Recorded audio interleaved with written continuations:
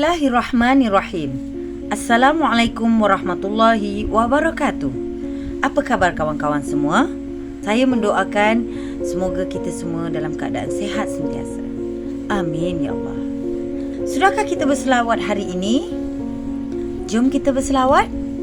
Allahumma salli ala Sayyidina Muhammad wa alihi wasallim. Kali ini saya ingin mengajak kembali kepada kisah taubatnya seorang pembunuh upahan, di mana pembunuh upahan ini yang telah membunuh Saidina Hamzah. Orang ini merupakan insan yang pernah mengoyakkan atau mematahkan hati baginda Rasulullah dengan kesedihan yang teramat sangat. Beliau merupakan pembunuh Saidina Hamzah bin Abdul Muttalib, iaitu bapa saudara baginda Rasulullah sallallahu alaihi wasallam, di mana Saidina Hamzah bin Abdul Muttalib juga merupakan tonggak utama perjuangan baginda Rasulullah. Beliau dimaksudkan ialah Wahsy bin Harb al-Habsyi yang lebih dikenali dengan panggilan Abdul Dasmah. Beliau juga yang telah menyembuhkan hati seluruh kaum muslimin kerana berjaya membunuh Nabi palsu, Musailamatul Kazab. Kisah berkenaan Wahsy merupakan kisah yang paling hebat yang perlu kita ambil pengajaran daripadanya. Bagaimana kesungguhan seseorang itu dengan arti kata cintanya kepada baginda Rasul selepas beliau mendapat iman dan tidak pernah memisahkan baginda daripada hatinya. Sekalipun gurisan luka di hati baginda belum betul-betul sembuh, di mana Wahsy bercerita, "Aku merupakan hamba sahaya kepada Jubair bin Mut'im, iaitu salah seorang dari pembesar Quraisy musuh Islam di kala itu.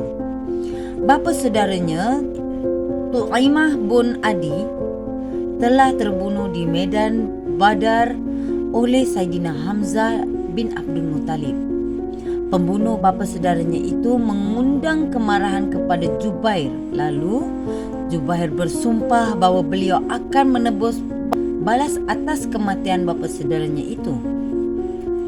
Tak lama sesudah itu berlakulah peperangan Uhud, di mana orang-orang Quraisy mempersiapkan angkatan yang lebih besar. Sehingga akhirnya apabila mereka berkumpul, lalu mereka telah melantik Abu Sufyan bin Harb mengetuai mereka.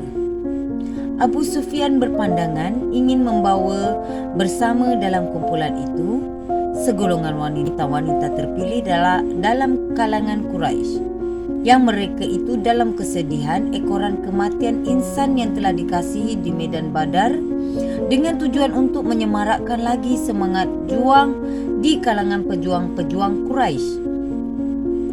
Bersama kumpulan wanita tersebut ialah seorang wanita bangsawan yang bernama Hindun binti Utbah. Beliau merupakan isteri kepada Abu Sufyan, manakala bapaknya Utbah bin Rabi'ah juga meninggal dalam peperangan Badar.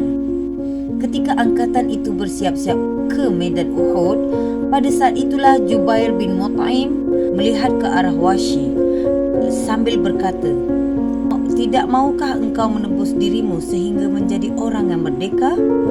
Maka Wahsy berkata, "Siapakah yang dapat memerdekakan aku?" Lalu Jubair bersambung berkata, "Aku akan memerdekakan kamu, wahai Wahsy." Kemudian Wahsy bertanya, "Bagaimanakah caranya?" Dan Jubair lantas menjawab, "Sekiranya engkau berjaya membunuh Hamzah bin Abdul Muttalib, bapa saudara dari baginda Rasulullah yang telah membunuh bapa saudaraku, maka engkau akan aku merdekakan." Wahsy kemudian berkata, "Saya merupakan seorang lelaki Habsyah yang mana mahir menggunakan lembing, sehingga setiap lontaran lembingku tidak pernah tersasar. Aku bersetuju untuk turut serta dalam angkatan itu, lalu aku mengambil lembingku. Aku berjalan di barisan yang paling belakang sehingga kerap kali aku berselisih dengan kumpulan-kumpulan wanita yang ada di belakang. Setiap kali aku berselisih dengan Hindun dan beliau melihat kilauan mata lembingku lalu berkata, "Wahai Abu Dasmas, sembuhkanlah lukaku dengan engkau membunuh Hamzah." Ketika berlaku pertempuran hebat di medan Uhud, aku keluar dari kemah untuk mencari Saidina Hamzah di sana dan sini. Tak lama sesudah itu, aku melihat Saidina Hamzah sedang menerkam ke arah musuh. Tak ada seorang pun musuh yang lewat di hadapan Saidina Hamzah kecuali mereka yang tumbang. Pada ketika itu, aku bersembunyi di balik batu dan pokok-pokok kayu untuk mengambil peluang membunuh secara sembunyi-sembunyi. Tiba-tiba datang Sibaq bin Abdul Uzza memanggil Saidina Hamzah untuk berentap dengannya. Maka berlakulah pertempuran antara Saidina Hamzah dan Sibaq. Tak lama selepas itu, Sibaq telah ditetak oleh Saidina Hamzah sehingga dia terjatuh dan tersungkur. Dan pada saat itulah aku merasakan Saidina Hamzah sudah hampir dapat dicapai oleh lembingku. Maka aku mengambil lembingku lalu terus kuluncurkan lembing ke arah Saidina Hamzah. Tepat lembing itu kena ke arah rusuk sehingga tembus ke belakang. Saidina Hamzah pada ketika itu cuba untuk melangkah beberapa langkah namun beliau rebah. Kubiarkan Saidina Hamzah sehingga tidak bergerak lagi. Lalu aku pergi kepadanya dan aku cabut lembingku itu. Aku kemudian pulang ke kemah dan berehat kerana tujuanku bukanlah untuk berperang, tetapi hanya untuk membunuh Saidina Hamzah. Peperangan berkecamuk makin hebat. Pada ketika itulah wanita-wanita Quraisy mengganas keluar mencari jasad-jasad muslimin yang mereka kenali, termasuk Hindun binti Utbah. Ketika mereka menemui mayat-mayat kaum muslimin, mereka akan memotong telinga, hidung, merobek mulut-mulut mereka. Hal itu dilakukan sama kepada Saidina Hamzah bin Abdul Muttalib. Hindun telah mengambil telinga-telinga dan hidung mereka lalu dijadikan rangkaian rantai untuk dipakainya. Ketika itu beliau menanggalkan rantainya yang asal lalu diberikan kepada Wahsy sebagai hadiah. Begitulah kisah bagaimana lelaki ini, iaitu Wahsy, yang telah menjadikan kesedihan yang amat sangat kepada baginda Rasulullah. Maka Jubair telah menunaikan janjinya terhadapku, ujar Wahsy. Aku telah berbahagia mengecapi nikmat kemerdekaan.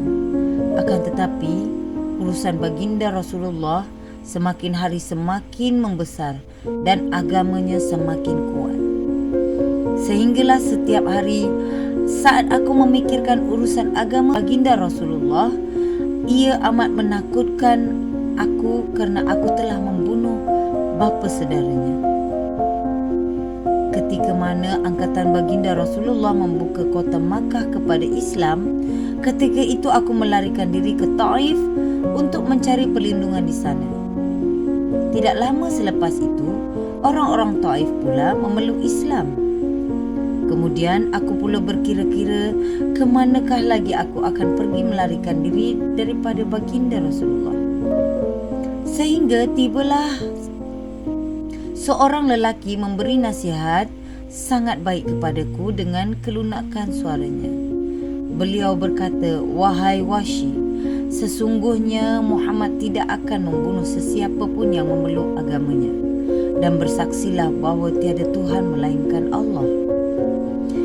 Mana tatkala aku mendengar kata-kata itu terdetik di hatiku untuk menjumpai baginda Rasulullah dan menyatakan hasratku untuk memeluk agamanya.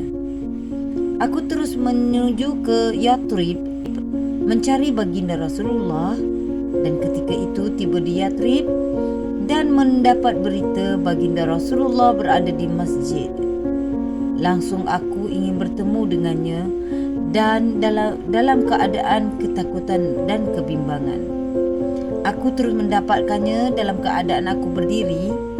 Terus aku melafazkan kalimah syahadah. Lantas Rasulullah SAW mendongak ke arahku, berpaling dan bertanya, "Kamukah Wahsy?" Aku lalu berkata, "Ya." Lalu baginda Rasulullah menyuruhku duduk dan meminta aku menceritakan bagaimana aku membunuh bapa saudaranya.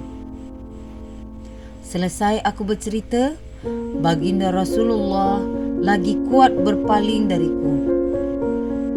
Baginda kemudian menangis dan berpesan, "Jauhkanlah wajahmu daripadaku dan mulai hari ini aku tidak dapat melihat wajahmu lagi."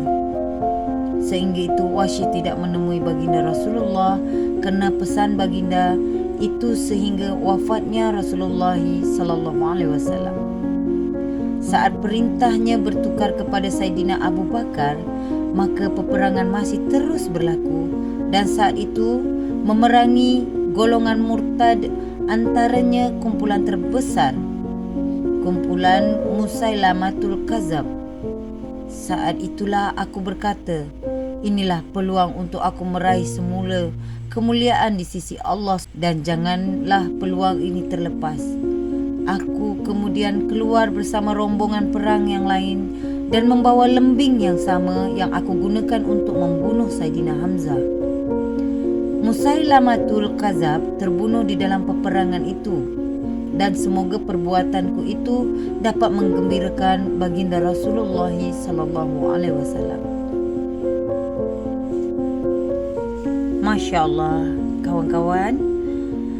Jadi setakat ini saja cerita kita hari ini.